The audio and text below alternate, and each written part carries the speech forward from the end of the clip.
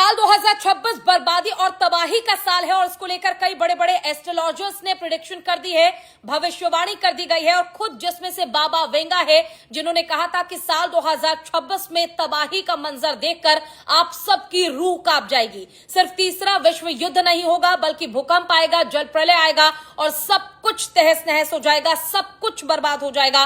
कई लोग अपनों को खो देंगे क्योंकि साल 2026 काल भैरव का साल है, राहु का साल है और इसको लेकर यह भी कहा गया कि अगर किसी भी त्योहार पर अगर ग्रहण पड़ता है, वो भी 15 दिन के अंदर अंदर अगर 2 ग्रहण पड़े तो यह बिल्कुल भी शुभ साल नहीं माना जा सकता।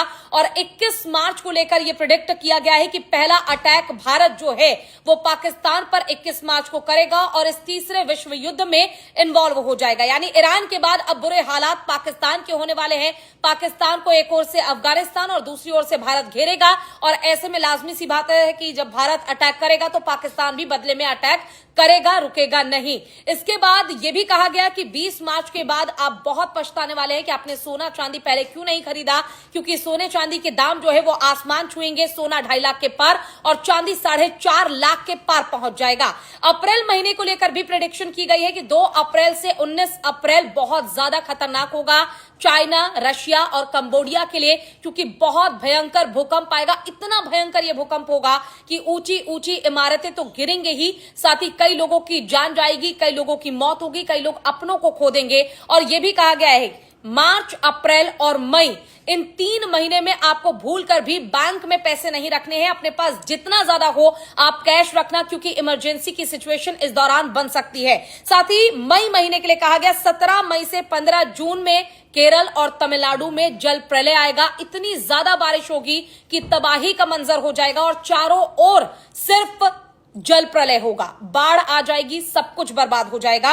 और वर्ल्ड वॉर 3 में भारत की इन्वॉल्वमेंट बाकी देशों के साथ जो है वो शुरू होगी 13 अगस्त से 11 सितंबर के बीच। यानी ये वर्ल्ड वॉर 3 जो है वो रुकने वाला बिल्कुल नहीं है, रुक रुक कर चलता रहेगा और धीरे धीरे भारत भी रेड अलर्ट पर आ जाएगा, भारत भी इसमें इन्वॉल्व हो जाएगा।